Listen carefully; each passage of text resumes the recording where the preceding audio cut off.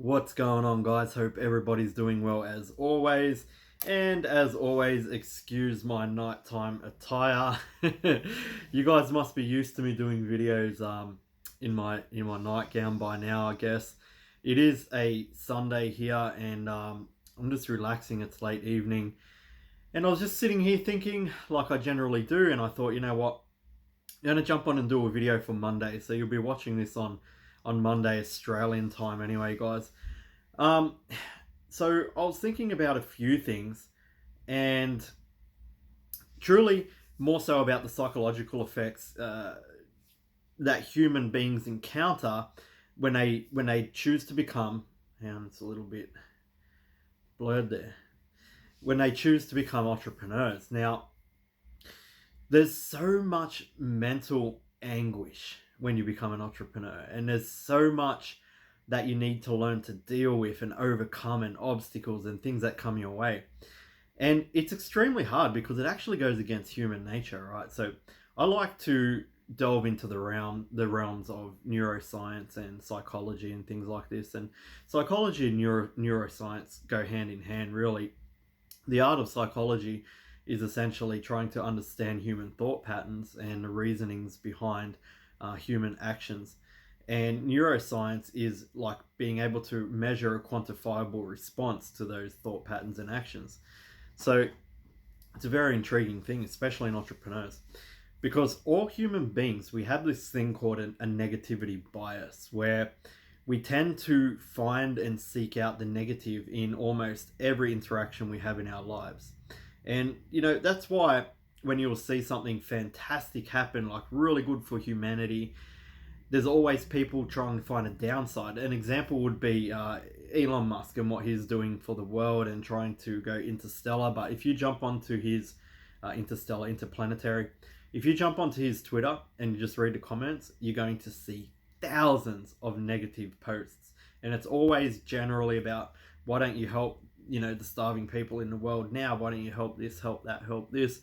Elon Musk has done so much more for humanity than most people ever have, but it's still not good enough for our negativity bias that we all hold. Guys, look, did you know that to outweigh one negative thing in your life, you need to have 5 positive things happen? Now, it's not the same for every single person, but this is pretty much like a measurement in general, like a statistic, really. So what does that mean? Especially for business and entrepreneurs, we're going to encounter negative things all the time, and it's extremely easy, right? It's actually in our nature for us to hold on to that negativity and let that weigh us down. But the thing that I like to do, and you hear a lot of really the self-help type gurus, right, talk about gratitude. Yeah. And not many people really understand what that means when they say practice gratitude every morning. Practice gratitude. Gratitude for what? Gratitude for my family. Gratitude for the life that I was dealt, even though it's difficult. Gratitude for being alive. Gratitude for oxygen and the beautiful things outside. None of these things will truly help you, right? What you really need to do is latch on to some real tangible gratitude. So let's see if we can come up with an example. If say in your business, right, let me come up with an example actually that's happening in my business. We had a lead problem, okay? And this lead problem is like devastating. It could be the end of this entire coaching business that I have. But to move past that and not grab onto that and let that weigh me down and crush it, I would think of 5 positive things inside of my business. And these are the things that I'm grateful for. And you need to be extremely, to the point. You need to understand and grab onto these things specifically. Truly think about it. Write it down on a piece of paper. Focus on it. Ponder over it, right? Each step, do 1 to 5 on there and really think about it. And through the process of actually doing this, that negativity bias just sheds away. And you'll still have the problem, of course, still have the problem of leads, but now you're in the right mind frame, the right state of mind to overcome that problem, to go up against that obstacle with the right attitude and feeling that gratitude for what you do have in your business. But if I was just going to look at general things that I'm grateful for in life, it wouldn't have been strong enough for me to get over that I would have, of course, kept going on, but I would not be able to perform as well as I would have without overcoming that negativity bias by focusing on 5 things that I could be grateful for inside of my business, right? So it might be like your book publishing business, for example, and just say you're in my program, you're my student, and you're having trouble with particular things or one particular thing inside of the program, but then you can turn around and ask the question, and you could be grateful that you're going to get an answer on the same day that you ask the question. That's one thing that you could latch onto for being grateful. You can be grateful that you've got the help of my entire team backing up and supporting you. That's 2 things. You can be grateful that even though you ran into this issue, you're already over it because you used our coaching service, our daily coaching service. You can be grateful that you had my entire 10 years of knowledge and my attention, because when I work with my students, they're never left in the dark, right? So these are things that you can focus on. You could even write these things down and stick it in front of your computer. If you're not in my program, guys, you just need to dig deep. There's things in there inside of your business that you can be grateful for. You can be grateful for that single sale, right? So I just wanted to really sort of talk about that, because negativity bias, latching onto the negative facts inside of your business, is something that sets so many people back, guys. And you guys would notice I very rarely, I've got a whole bunch of videos on YouTube that show strategy. Anyone can show you strategy. What I like to talk about is the things that will actually help you succeed in life, right? And if you can become better at life, you will become better at business. It just goes hand in hand, guys. So another thing is, and this is something that I'm huge on, right, is not having a plan B. And that might sound a bit crazy, right? But one of the biggest reasons why I became so successful, and I'm not the most successful person in the world, but in my circles, I'm quite successful with what I do, was I had no plan B, right? I've got no superannuation, which I think is called a 401k in America. I've got no money set aside for retirement. And this lack of having a plan B really forced me into making plan A work. And I did this on purpose because I understood the psychology behind this. Now, most of the time, if you have a plan B, you're very, very highly likely, it's very probable that you will fail at plan A, because you feel like you have something to fall back on. I still remember when I was growing up, my father, he wanted me to get a trade. And a trade is, in your country, it might be something different, but what a trade essentially means is become a builder, do a 4-year apprenticeship that we have here and get paid peanuts as a young man to be able to get my certificate to say, hey, I'm a builder. And then anything in life that I do, if I fail at, I could have always fallen back. And this is the exact words that my father used, and most Aussie kids here. You can fall back on your trade, right? That's the exact words. And you know what? I did 2 years of that trade when I was not extremely young, but just out of high school. And very quickly I realized I don't want a plan B. I don't want to put money aside to retire like everybody else. I'm going with plan A, and I'm going all the way.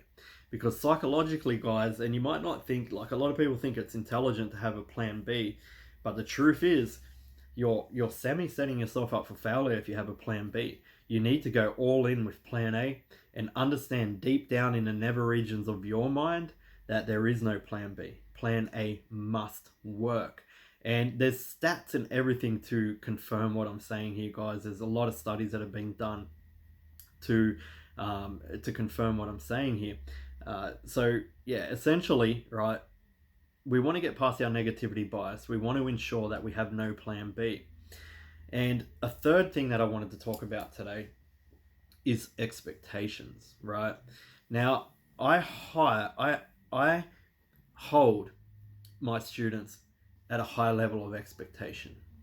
And there was a study done back in the 60s. I can't remember the name of it. Maybe if you just research Google high expectations 1960s study or something like that, it'll come up. But essentially what it showed was they had a group of school children, and they told teachers, these children were already tested. They all had a very similar IQ. None of them had any advantage over the other. And they wanted to ensure that these children were on a level playing field. And then they told teachers, new teachers that were positioned with these children, that a certain amount of these children had a really high expectancy of doing great things, right? And then they told the other teachers that the other, like the focus group, I guess, had a real low expectancy of doing great things with their lives. And it turns out, guys, 100% of the time, the students that the teachers that were told that the students had the high expectation of doing great things actually went ahead and did great things, right? So it tends to be like this. If there's high expectations thrust upon you, human beings tend to rise to the occasion. If there's low expectations, they don't rise, right? So it's very important, like if you feel like somebody may be being hard on you, or your coach may be being hard on you, you might feel like they're just assholes, right? But if they're a good coach and they understand a little bit of this psychology, perhaps, just perhaps, the reason why they're being a little bit hard on you and expecting more from you, expecting you to actually like work inside of your business and try to understand and think like a business person and not just always ask for the answers, is because they want you to rise to the occasion. And if they consistently just hand you the answers all the time, you're never going to rise. And we understand as coaches, right, in business, that if you don't start thinking like a business person, if you don't start rising to the occasion, we can give you all the answers and you'll still never succeed. Because business is so much more about just being handed the answers. It's about coming up against those brick walls, getting over your negativity bias and tackling them full force using your own cognitive power, and obviously reaching out to the team around you, whether that's your coach's team, your team, and it should be your team at some stage, guys, right? Because if you come into a business and you've hired a coach, you don't want to rely on that coach forever. That's why we have a 3-month rule in our coaching, right? We'll coach you forever, essentially. Not forever, because, you know, one time I want to retire at some stage, guys. Give me a break, right? But we will coach you for as long as you're in our program. However, we have this 3-month rule, because by 3 months, we should be able to take you. If we do the right things and we put high expectations on you, we give you the correct training and the right support, you should go from not knowing anything about publishing, you know, public domain, to becoming a highly skilled period time publisher by month 3. And if you don't, then we failed you, right? So that's all I wanted to really talk about today, guys. It's Sunday, I'm just chilling out, and I just wanted everybody to understand there's so much more to business than just a strategy. You need to start thinking on a new level. You need to start being a business person.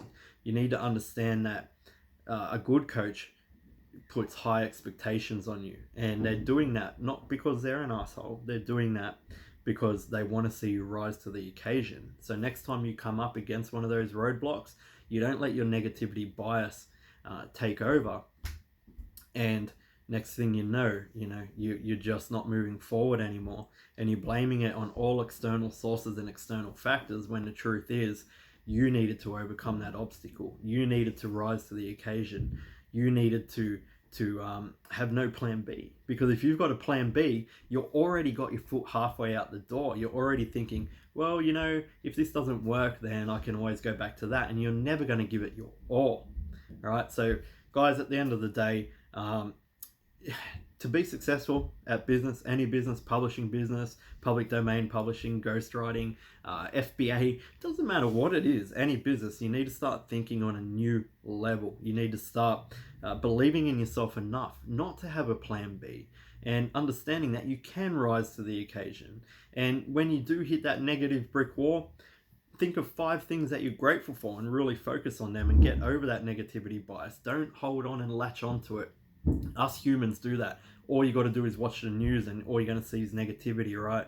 And they do that on purpose, because they know that's what people latch onto. We want to whinge, we want to moan. But if you're an entrepreneur, you can't afford to think that way. Anyway, guys, you all have a great rest of the weekend, because if you're in America and you're watching this Monday, Australia, it's still going to be your Sunday, or anywhere else in the world. Have a great weekend. Hope this video helped. If it did and you want help inside of your business, just drop a comment below, and me or one of my team will reach out to you and we'll set up a call. All right, guys, you'll have a good one.